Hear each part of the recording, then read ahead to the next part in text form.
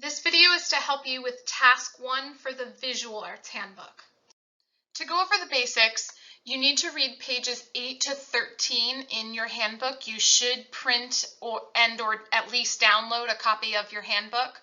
Make sure you read the specifications chart that's on page 40 in the handbook. This is going to be what tells you all of the files that you need, how many pages they should be, what kind of files they should be.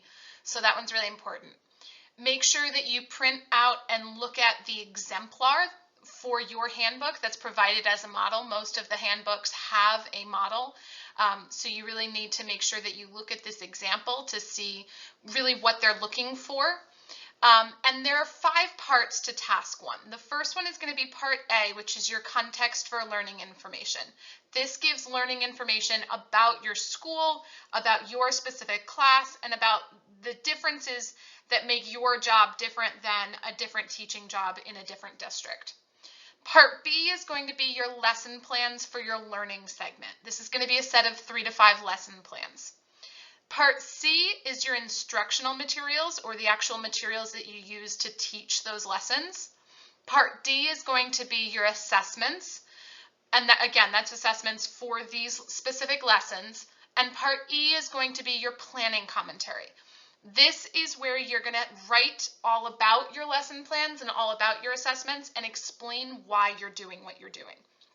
This is really important, and this is the part where they really look at what to grade. You want to be able to be reflective and show what you know on that. So we're going to go over all of those in a little bit more detail. And finally, there are 5 rubrics for this task, and these rubrics are what you're going to be graded on by the EdTPA reviewers. So you want to look at page 13 to 17 in your handbook for that. Part A of task 1 is going to be your context for learning information. For this, you're going to have to select one class that you teach that you're going to use for your EdTPA portfolio. It needs to be at least 4 students. That is the minimum requirement set by EdTPA. You have to complete the context for learning. Again, this is what gives all of the background about your school and about what you teach and how you teach. The template is provided under task 1 in Blackboard, so you need to write in that template.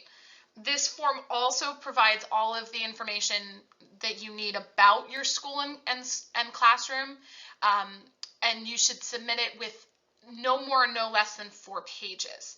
You have to include the prompts. Do not delete the directions, and make sure you're using this form, but it should be 4 pages.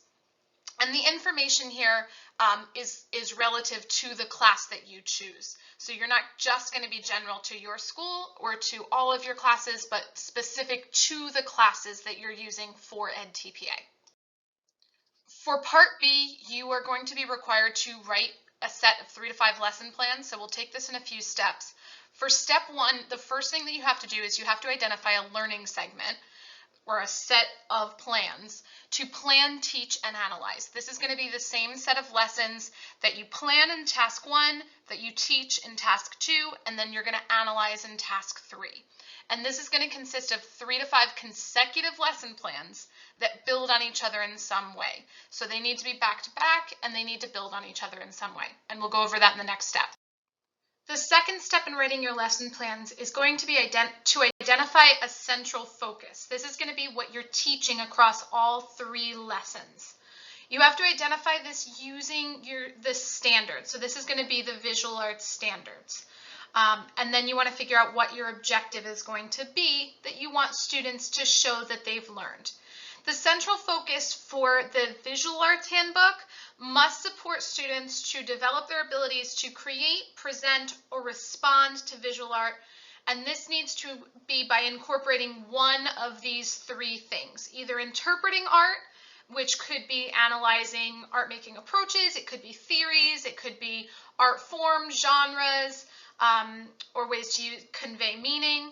This could be by developing works of their own, using different techniques, teaching them that, teaching them methods of experimentation or investigation, or it could be relating art to context and doing more of the art history and context work. So this could be personal context, social context, cultural context, or the bigger historical perspectives. Your third step is going to be creating your standard, objective, and assessment for your lesson plans. Keep in mind that all of your lessons should start from the standard. The standard is what New Jersey requires you to teach, and it is what you need to look at to figure out what your kids need to learn, what your students need to learn.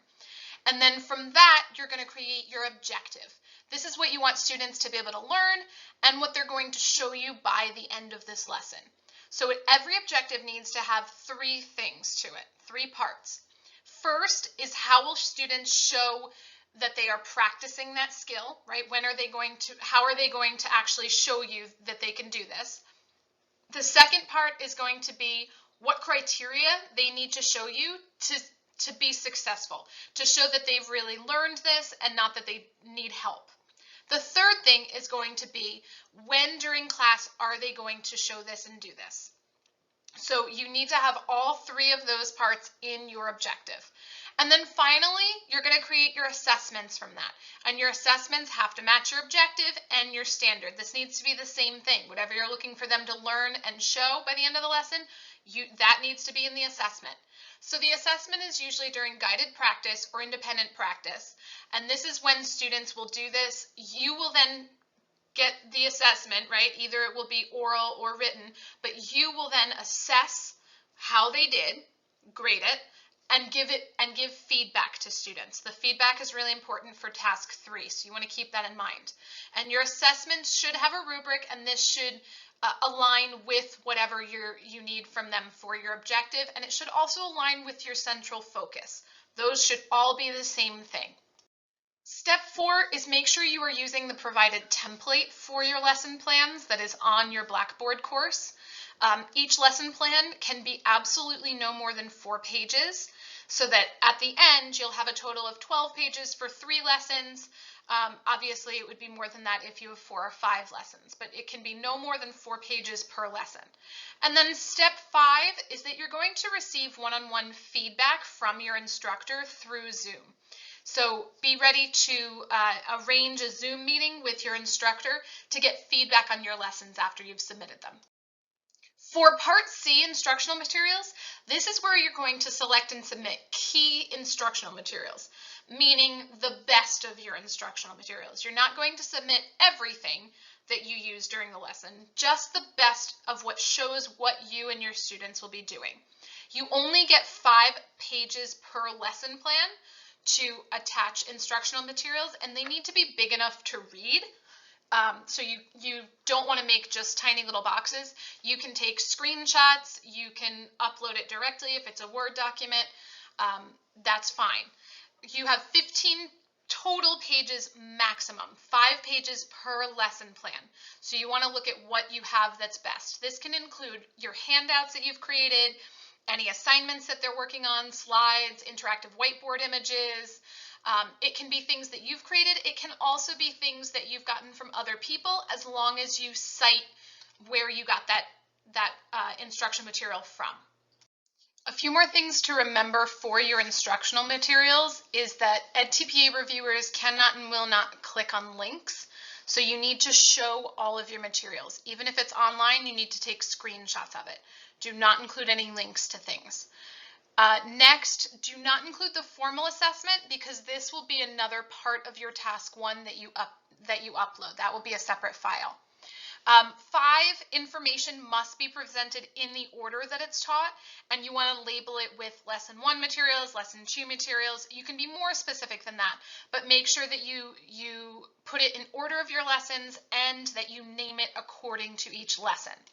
And then finally, make sure you check the specifications page in your handbook that we gave the page number to before, for how to title the file name when you save it, and how to title each set of materials within the doc.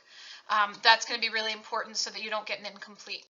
Part D is going to be your assessments. So you are going to submit blank copies of all of your written assessments or directions to any oral or performance assessments.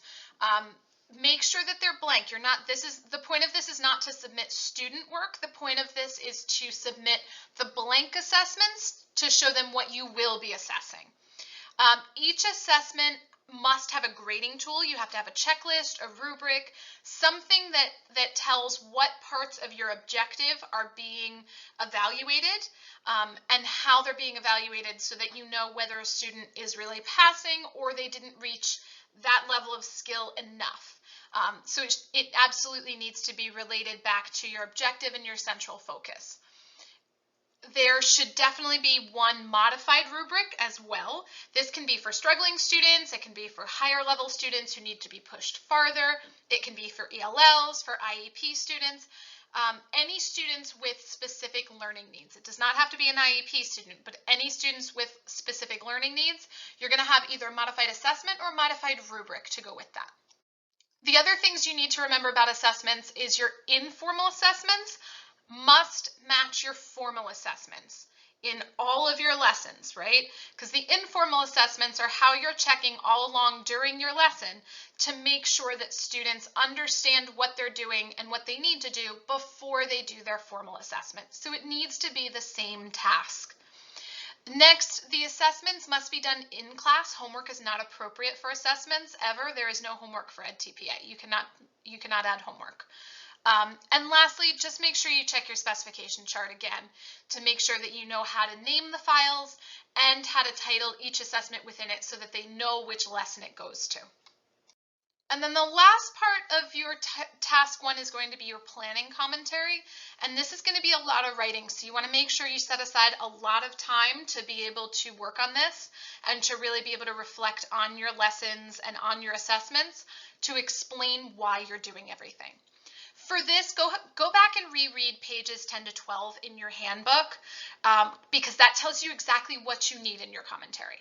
The commentary must be 9 pages. 9 pages is the maximum, and if you don't do the maximum, then you probably really aren't writing enough to answer their questions. You have to write in the template. It shows you between the brackets, you have to write right there. And it does require citations, so all citations need to be at the end, and don't worry, they do not count towards your page count. Okay, question 3 is going to ask you for citations, and just remember that you must have at least 2 of them, and these need to be well-established research citations. This is not your colleague told you to, or a teacher pay teacher assignment, right? You want to make sure you go back and look at your other courses where you studied theory or where you looked at real research on education and use some of those sources to back up why you're teaching the way that you're teaching. How do you know that you're using best practices? And then when all of your parts to your task one are complete, you're going to go back and read the specification page again to make sure that you've met all the criteria. This one is really important because if you don't do this, and you don't match the specifications that they need, you can get an incomplete, which means your portfolio won't be scored and you'll be paying the $300 to submit all over again. So you want to make sure you follow the specifications page. You also want to look at each rubric against your work and make sure that you have at least a 3 on each. So to do this, you want to look at the rubric progression document because it tells you what exactly they're looking for in a level 3, which is the passing score for that rubric, versus a level 2, which is not passing. So you want to make sure that you look at those rubric progressions and really make sure you think that your portfolio is hitting those 3s, 4s, or 5s. And then finally, just make sure that you have everything on here. Make sure everything is complete. You can always come back and rewatch this video. So good luck.